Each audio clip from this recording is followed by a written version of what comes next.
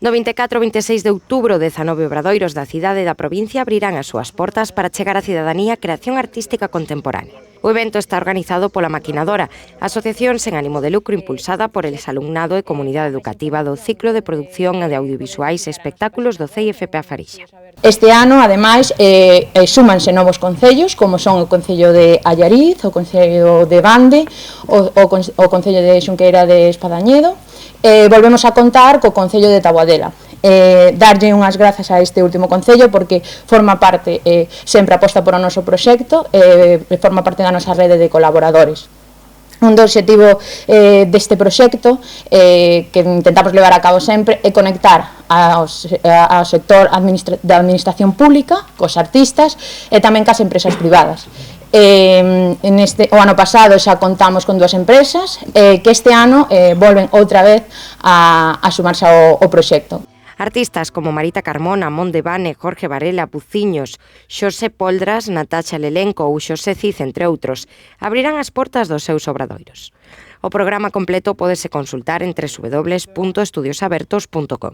Nos moitas veces facemos o que é posible facer nun centro educativo como este, pois son proxectos supostos nos propios talleres que temos, co equipamento que temos, traballando cos propios alumnos, pero, bueno, ter a oportunidade de contar co regalo de ter exalumnos que xa están, moitos deles no sector profesional, e noutros, o mellor, que non traballan profesionalmente nisto, pero que queren manter conexión co mundo da produción, especificamente no campo, no ámbito cultural, na xestión de eventos e na produción de contidos e así, pois, bueno, é unha oportunidade moi interesante para conectar a estas xeracións anteriores pois con rapaces e rapazas que se están formando.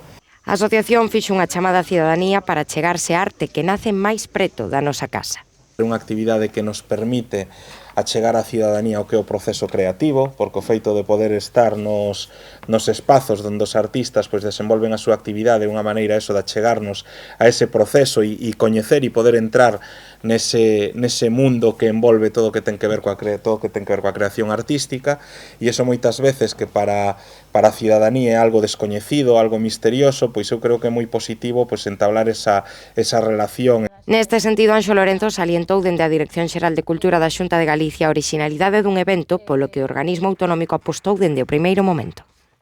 Cando se nos presentou este proxecto, vimos que tiña potencial por todos os lados para efectivamente ser un proxecto dos moitos que pasan polas nosas mesas todas as semanas para poder apoialo na medida do posible e, sobre todo, de ver e con ese apoio facer ou intentar promover o seu mantemento no tempo.